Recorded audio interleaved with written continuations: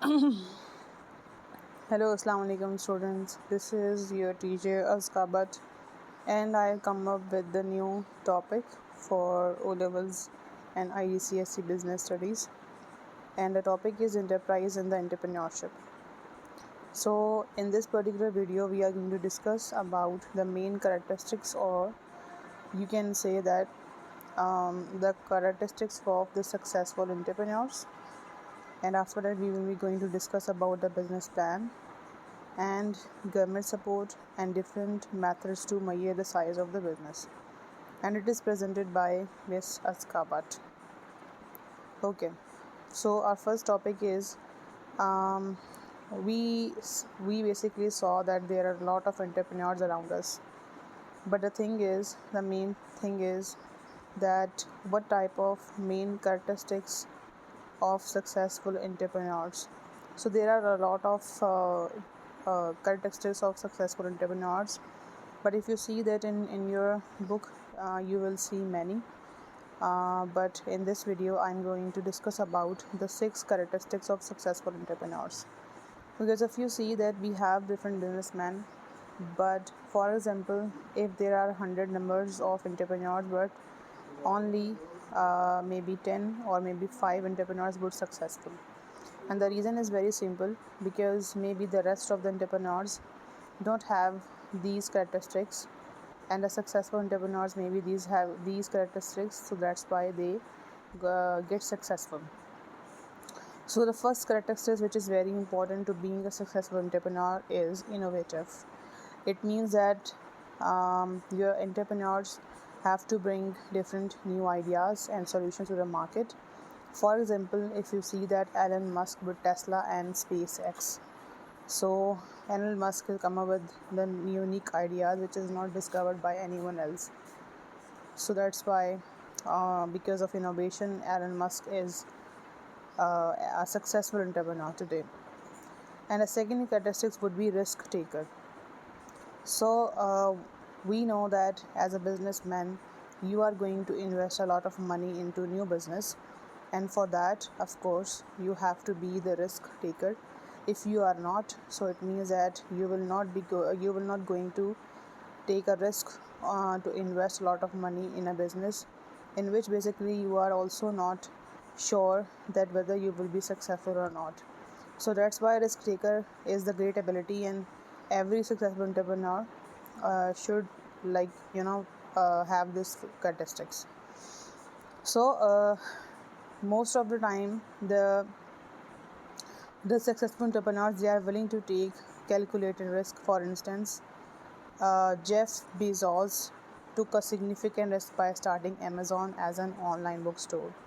So this is the example of an a successful entrepreneur. The third quality is visionary. So successful entrepreneurs have a clear vision of what they want to achieve. So Steve Jobs envisioned a user-friendly computer that revolutionized the tech industry. So of course, if you don't have a vision, if you don't have an aim, so it means that you cannot make your business successful. Fourth quality is persistent. So the successful entrepreneur remains steadfast in to face the challenges and failures. Thomas Edison, who failed many times before inventing a light bulb, is a classic example. So of course, if you maybe get failed one time and if you will not try second time, so it means that you cannot successful. So that's why persistently putting effort into one thing will be giving you the benefit in future. The fifth one would be decisive. So quick decision making abilities are crucial. Warren Buffett, for example, is known as for his quick and often correct decisions in investments. So these are the examples which I am giving you, and you can relate with them because this is a real life example, and maybe you have seen a lot of successful entrepreneurs in these examples. And a sixth characteristic of successful entrepreneur would be adaptable. So they can pivot and adapt to changing circumstances. So as you can see that Netflix shifted from DVD rentals to online streaming successfully, and that's why Netflix is very powerful nowadays. So these are the some characteristics of successful entrepreneurs, and you will find that these characteristics which I have told you is maybe a little bit changed as your from your course book, but no matter, because Cambridge will be accepting all the characteristics, but it should be logical and right. Whether this is written on the book or not, it is not a matter of concern for the Cambridge. Okay. And the third thing would be the content of business plan, and the topic is that in this slide we are going to talk about the contents of business plan and how business plan assist entrepreneurs. So what is business plan basically? So business plan is kind of a detailed document that outlines the strategy, objectives, market research, and financial projections for a business.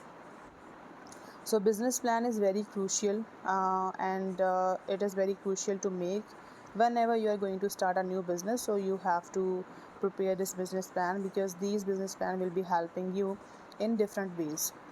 So now we are going to see that what are the contents of business plan. We know that this is a kind of document, but what things we should write in this, which things we should write in this. So we are going to discuss about the contents of business plan which we have, which we can maybe write in the business plan. So the first thing is the executive summary. So this is basically a brief overview of the business plan and the idea. It means that what is the business idea and what is your an overview of the plan is basically the executive summary, which you should write at the start of the business plan. And the second thing which is written in the business plan is business description. So simply we will be writing detailed description of the business, its goals, and its market needs, and its addresses. The third thing which we are going to write in the business plan, that would be market analysis. So it means that we will be doing research in the industry and its market size. It means that in which industry you are going into. So what is the market size of that industry? How many competitors you have? And the fourth one would be the organization and management. So structure of the business, including details about the ownership and the management team. It means that we have to discuss whether our business is public limited company, or it is maybe something like sole trader. And the fifth thing would be product or service. So it simply means that you have to give information about the product or service offered. And the sixth one, marketing and sales strategy. It means that we are going to write that how the business plans to attract and retain the customers. We have to discuss our sales strategy. And in the seventh one, we have to write the funding request. If seeking investment, details about the amount needed and how it will be used.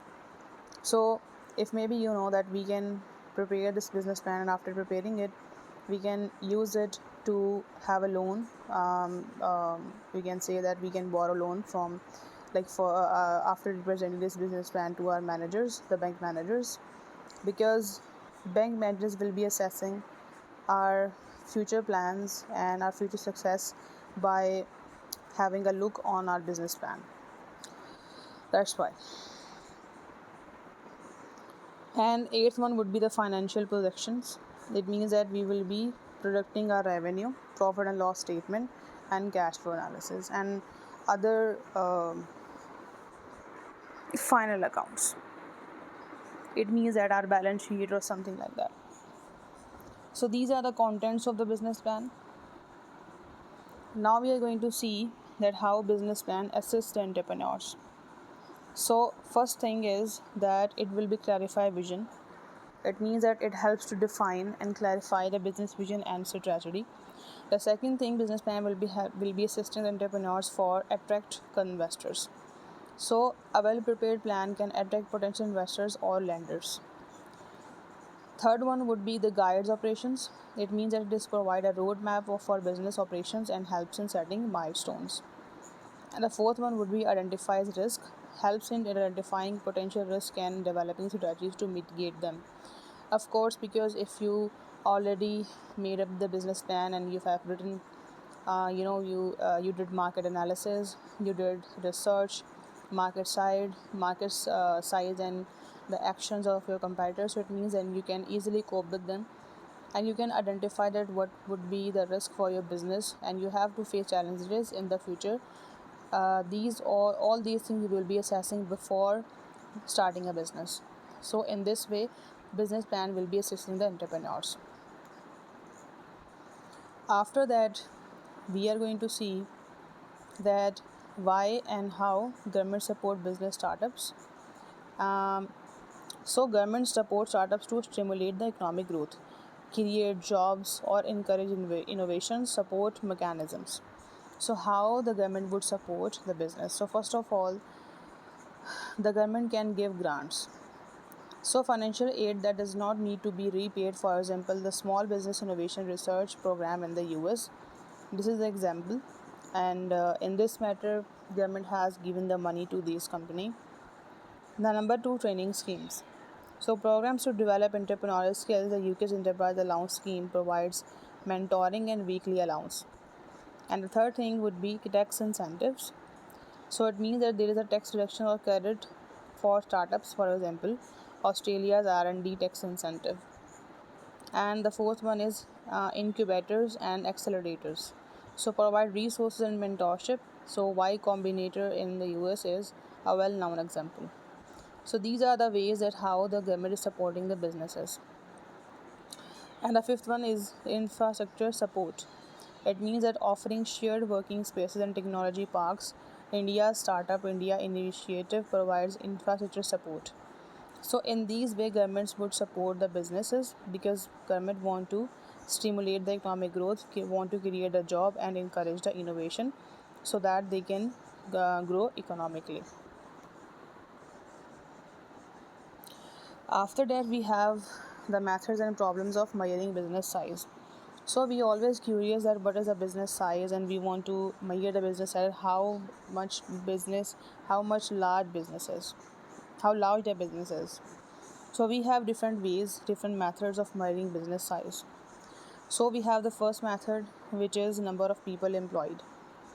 So it means that we are analyzing and measuring the size of the business by the number of their employees. So if you see that Walmart employs over 2 million people worldwide.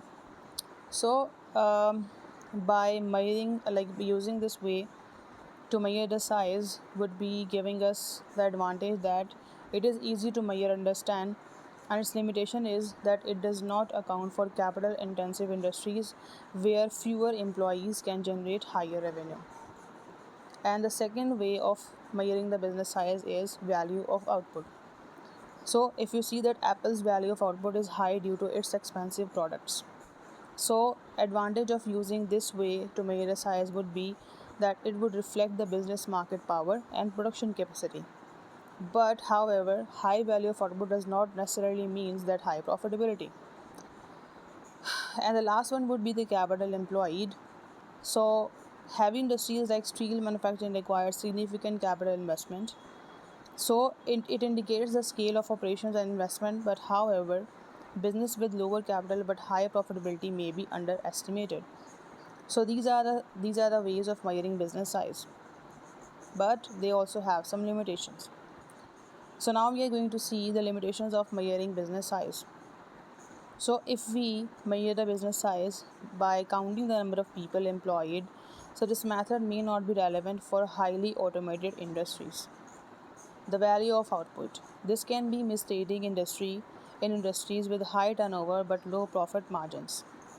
And the capital employed. Business in different industries with varying capital requirements make comparisons different. Because in some businesses, maybe the capital requirement is very less, specifically for the online businesses, but they are more successful than the physical market. And the last one would be the subjectivity, because some methods can be subjective and influenced by external factors like market conditions or technological advancements. So, understanding these methods and their limitation is crucial for accurately assessing business sizes and comparing companies across different industries. Okay, so this is it for today, and we have done with this topic, and I will be uploading one more video related to IGCSE business, IGCSE and O-levels business topics. And I will be uploading the video on a regular basis. And if you want any changes or if you want a detailed explanation, so you can join my sessions, because nowadays my online sessions are going for the session October number 2024, and in August I will be starting my online session for October for May June 2025 for O and A level students for accounting and business. So if you want to take sessions, so you can contact me. You can just comment under this video. Okay, so goodbye till now.